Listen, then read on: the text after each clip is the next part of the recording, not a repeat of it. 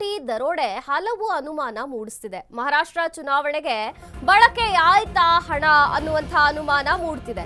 100 ಕೋಟಿ ದರೋಡೆ ಅನ್ನುವಂಥ ಹಿನ್ನೆಲೆಯಲ್ಲಿ ಈಗ ಹಲವು ಅನುಮಾನಗಳು ಮೂಡ್ತಿರುವಂಥದ್ದು. ಮಹಾರಾಷ್ಟ್ರ ಚುನಾವಣೆಗೆ ಈ ಹಣ ಏನಾದ್ರು ಬಳಕೆ ಆಯ್ತಾ? ಇತ್ತೀಚೆಗೆ ನಡೆದ ಮಹಾರಾಷ್ಟ್ರ ಪಾಲಿಕೆ ಎಲೆಕ್ಷನ್ ಏನಿದೆ ಇದರಲ್ಲಿ ಬಳಕೆ ಆಯ್ತಾ ಅನ್ನುವಂಥದ್ದು ಪ್ರಕರಣವನ್ನ ಗಂಭೀರವಾಗಿ ಪರಿಗಣಿಸಿದ್ದಾರೆ ಮಹಾರಾಷ್ಟ್ರ ಸಿಎಂ. ತನಿಖೆಗೆ ಎಸ್ಐಟಿ ರಚಿಸಿ ಮುಖ್ಯಮಂತ್ರಿ ಫಡ್ನವೀಸ್ ಅವರು ಈಗ ಆದೇಶವನ್ನ ಹೊರಡಿಸುವಂಥದ್ದು. ಮತ್ತೊಂದು ಕಡೆ ಮಹಾರಾಷ್ಟ್ರ ರಿಯಲ್ ಎಸ್ಟೇಟ್ ಉದ್ಯಮಿ 400 ಕೋಟಿ ಅಲ್ಲ, ಇದು 1000 ಕೋಟಿ ಅಂತ ಹೇಳಿಕೆ ಕೊಟ್ಟಿರೋದು. ಕರ್ನಾಟಕ, ಮಹಾರಾಷ್ಟ್ರ, ಗೋವಾ ಪೊಲೀಸರಿಂದ ಸರ್ಚ್ ಆಗ್ತಿದೆ. ಗೋವಾ, ಕರ್ನಾಟಕ ಸಹಾಯ ಕೇಳಿದೆ ಮಹಾರಾಷ್ಟ್ರ. 100 ಕೋಟಿ ದರೋಡೆ ಅಂತ ಹೇಳಿರುವಂಥ ಮಾತೀಗ ಹಲವು ಅನುಮಾನಗಳನ್ನ ಮೂಡಿಸ್ತಿದೆ. ಹಾಗಾದ್ರೆ ಮಹಾರಾಷ್ಟ್ರ ಚುನಾವಣೆಗೆ ಬಳಕೆಯಾಗಿದ್ದು ಇದೇ ಹಣನ? ಪ್ರಕರಣವನ್ನ ಗಂಭೀರವಾಗಿ ಪರಿಗಣಿಸಿದ್ದಾರೆ ಮಹಾರಾಷ್ಟ್ರ ಸಿಎಂ. ತನಿಖೆಗೆ ಎಸ್ಐಟಿ ರಚಿಸಿ ಆದೇಶ ಹೊರಡಿಸಿದ ಫಡ್ನವೀಸ್. ಉದ್ಯಮಿ ಕಿಶೋರ್ ಶೇಟ್ ಎಂಬುವರಿಗೆ ಸೇರಿದ್ದಂಥ ಹಣ ಇದು.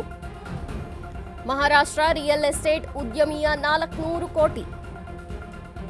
ಕರ್ನಾಟಕ, ಮಹಾರಾಷ್ಟ್ರ, ಗೋವಾ ಪೊಲೀಸರಿಂದ ಸರ್ಚ್ ಆಗ್ತಿದೆ. ಎಲ್ಲಿ ಹೋಯ್ತು ಹಣ?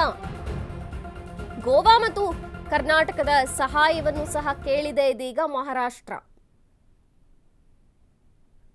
ಎಲ್ಲಿ ಹೋಯ್ತು ಹಣ? 400 ಕೋಟಿ ಹುಡುಕ್ಬೇಕಾಗಿದೆ ಈಗ. 3 ರಾಜ್ಯದ ಪೊಲೀಸರಿಗೂ ಕೂಡ ಇದು ಸವಾಲಾಗಿರುವಂಥದ್ದು. ಜೊತೆಗೆ ಮಹಾರಾಷ್ಟ್ರ, ಗೋವಾ ಹಾಗೂ ಕರ್ನಾಟಕದ ಸಹಾಯವನ್ನ ಕೇಳಿದೆ. 3 ರಾಜ್ಯದ ಪೊಲೀಸರು ಅಲರ್ಟ್ ಆಗಿ ಸರ್ಚ್ ಮಾಡ್ತಿದ್ದಾರೆ. ಉದ್ಯಮಿ ಕಿಶೋರ್ ಶೇಟ್ ಎಂಬುವರಿಗೆ ಸೇರಿದಂತಹ ಹಣ ಇದು.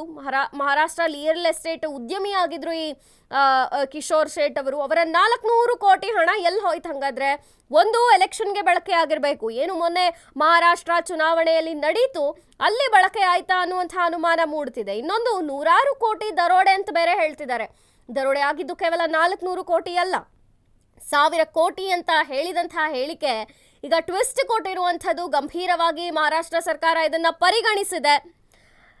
ನಂತರ ಸಿಎಂ ಫಡ್ನವೀಸ್ ತನಿಖೆಗೆ ಕೂಡ ಎಸ್ಐಟಿಯನ್ನು ರಚಿಸಿ ಆದೇಶವನ್ನ ಹೊರಡಿಸಿದ್ದಾರೆ.